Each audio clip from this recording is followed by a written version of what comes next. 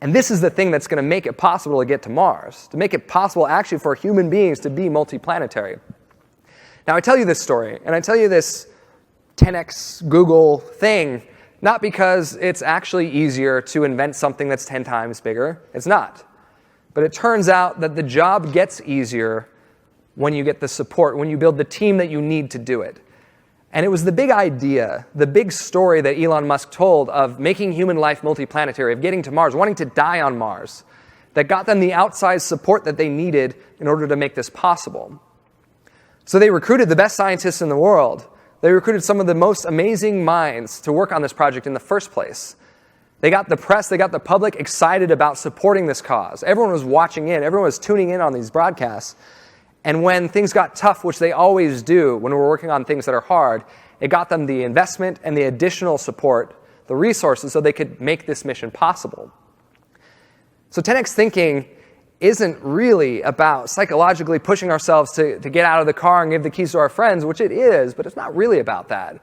It's about this fundamental principle that anything great is going to require lots of us to work together.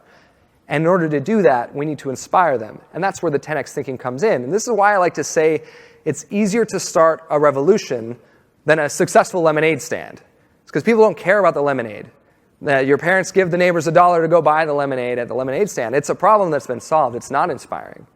But people care violently about revolution. They will fight for you or against you, but they will care either way. And this is what this 10x thing is all about. And so I guess, kind of to wrap these together, when you think about the potential we all have to end up here, to be on the plateaus we're all on right now, in our work, in our teams, in our lives, when we think about our job of staying innovative, of being the kinds of teams and organizations that can push through to the future and not be left behind by it, when we think about doing things differently, think about these three things. Primarily, think sideways. We're not going to solve problems by doing things the same way. But think about intellectual humility, the cognitive flexibility that the great leaders of the future are the ones that are going to be able to ask, how would a race car driver look at this problem? What if we brought a ballet dancer in on the team? What if we combined these two groups or teams or companies and actually listened to what each of them had to say? And then think about cognitive friction, that innovation and progress is not born of people getting along and saying, why, yes, that's right, Wilbur, I agree with that. It's born of the debates, of the friction, of the different points of views that we smash together. And that with the intellectual humility to revise our viewpoints, to change, to not make it about destroying each other, but about testing ideas, we can actually make that progress up on that mountain range.